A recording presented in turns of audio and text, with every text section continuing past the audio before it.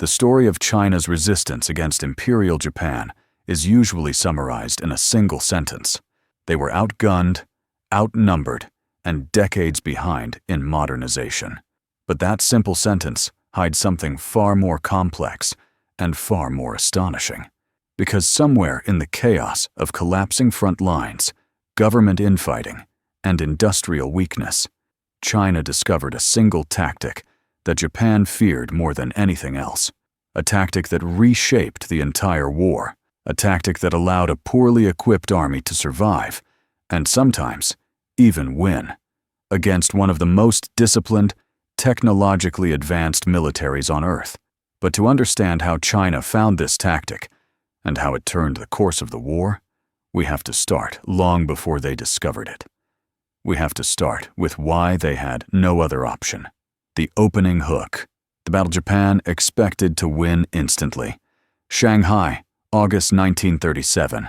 The early morning fog still clings to Suzhou Creek as the first Japanese shells arc over the skyline and explode across the Chinese defensive lines.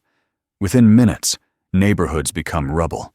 Streets vanish beneath smoke, and buildings turn into jagged silhouettes lit orange by fire. At the river's edge, a unit of Chinese soldiers watches the shells land in disbelief. They know exactly what they're facing. Japanese infantry trained to perfection, artillery coordinated with precision, tanks, aircraft, naval bombardment, and mechanized columns. Everything China lacks. One Chinese lieutenant, according to wartime memoirs, whispered, "How do you fight a war you were never prepared for?" It wasn't a question about courage. It was a question about reality. China had manpower. Japan had everything else.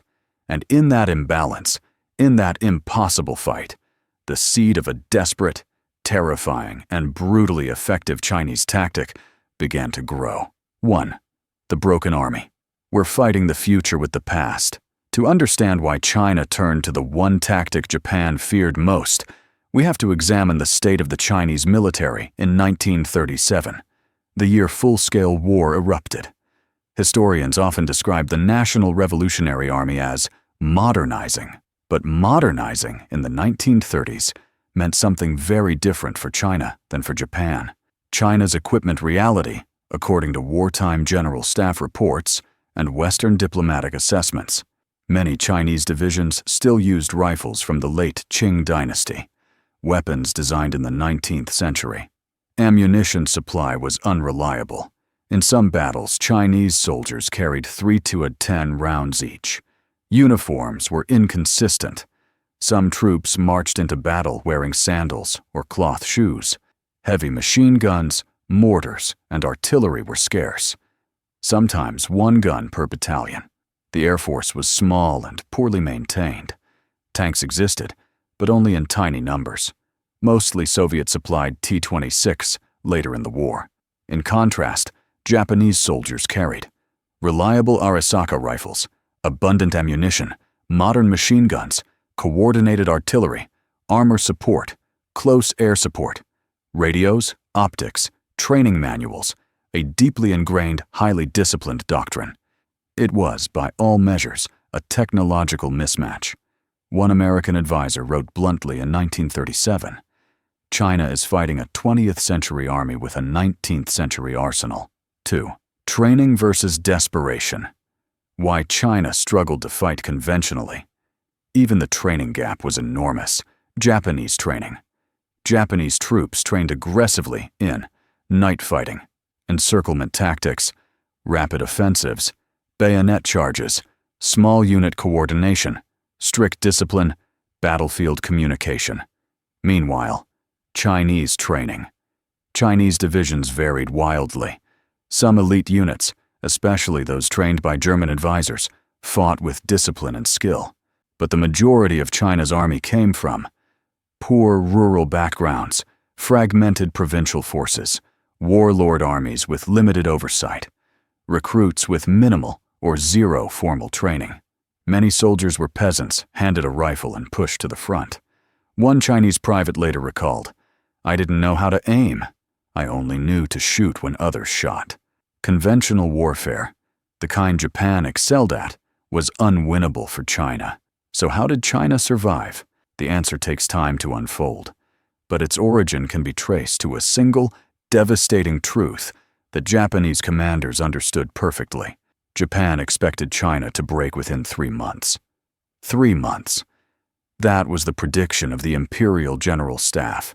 Shanghai would fall, Nanking would collapse, China's government would flee, resistance would crumble. In their eyes, the war was already won. But what happened next shocked Japan, and ultimately forced China to redefine how it fought. 3. The Shanghai Gamble, a conventional battle. China couldn't win. The Battle of Shanghai is critical to this story. It was China's attempt to prove it could fight conventionally, to show the world, especially the Western powers, that China deserved military support. Chiang Kai-shek gambled everything. He deployed his best-trained troops, especially the German-trained divisions, against elite Japanese Marines and Army units. What made these Chinese units different? German advisors had taught them urban warfare, infantry coordination, use of cover and concealment, machine gun placement, small unit tactics, defensive operations. They wore steel helmets. They understood discipline. They had real training. And for the first time, Japan faced a Chinese unit capable of structured resistance. But the cost was catastrophic. China fought fiercely, street by street, house by house, rooftop by rooftop. But Japan responded with overwhelming firepower, battleships bombarding the city, carrier-based bombers, tank detachments, heavy artillery, reinforced marine divisions. What followed was a grinding, brutal, impossible fight.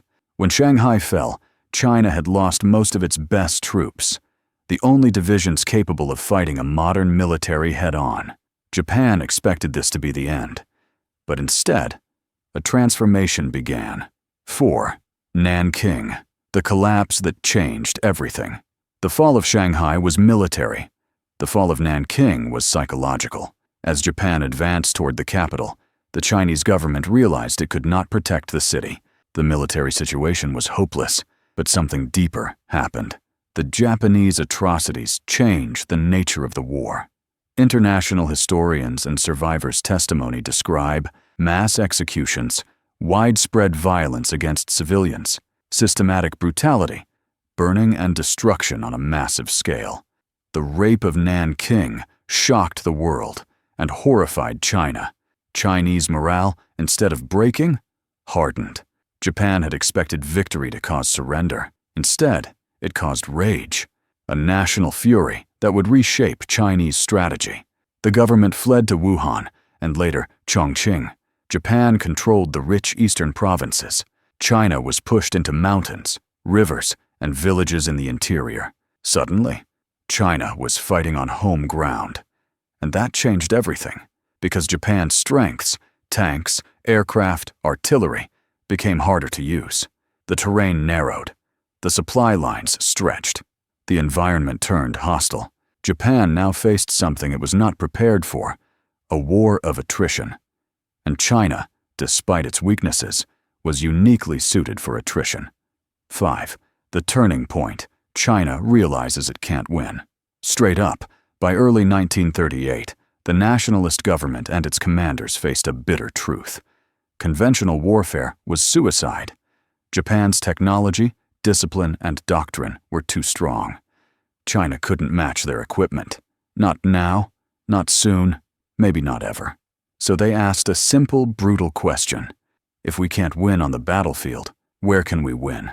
The answer came from a combination of geography, population, morale, time. Japan could win battles, but holding territory was a different story.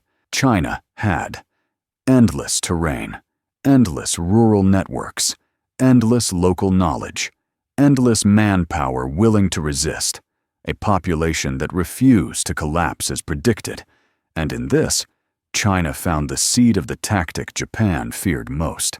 But it hadn't fully taken shape yet, because something else had to happen, something internal. 6. Nationalists versus communists, a war within a war. The Second Sino-Japanese War was not a simple conflict. China was fractured between Chiang Kai-shek's nationalist government, Mao Zedong's communist Red Army independent warlords, controlling their own regions, Japan exploited these divisions. But the shock of the invasion forced an uneasy alliance. The two approaches to war nationalists believed in defensive positions, holding cities, protecting supply lines, fighting conventionally. Communists believed in mobility, flexibility, local support, ambushes, raids, deep infiltration. Historically, both approaches existed in China's long military tradition, but now one would prove far more effective against Japan, not because it was ideological, not because it was revolutionary, but because it directly targeted Japan's weaknesses. And Japan had one weakness above all others. They were terrified of being cut off. Japanese doctrine emphasized rapid advance encirclement, overwhelming shock, high morale, aggressive offense, but it struggled with long supply lines, rugged terrain, local resistance, guerrilla pockets, sabotage, unpredictable ambushes. Japan had built its strategy around the assumption that resistance would break quickly. Now it discovered that China wasn't breaking at all, and the tactic that made Japan fear the war, truly fear it, was finally beginning to form. 7. The dawning of the Ghost Army. The tactic: Japan couldn't fight. As Japan pushed deeper into China in 1938 and 1939, their commanders reported something strange. Entire garrisons would vanish. Supply convoys would disappear on mountain roads. Outposts would be attacked at night and wiped out. Railroads, the lifeline of Japan's advance, were destroyed again and again, sometimes within hours of being repaired. Japanese soldiers described China's resistance as invisible during the day, everywhere at night. This wasn't conventional warfare. It wasn't random resistance. It wasn't isolated banditry. It was the early stage of China's most terrifying, effective, and decisive tactic: coordinated guerrilla warfare on a national scale. This was the tactic Japan feared, the one their army, built for rapid, offensive, mechanized warfare, was not designed to face. But how China perfected it, why it worked so well, and how Japan tried and failed to crush it. That is the story of the next chapter.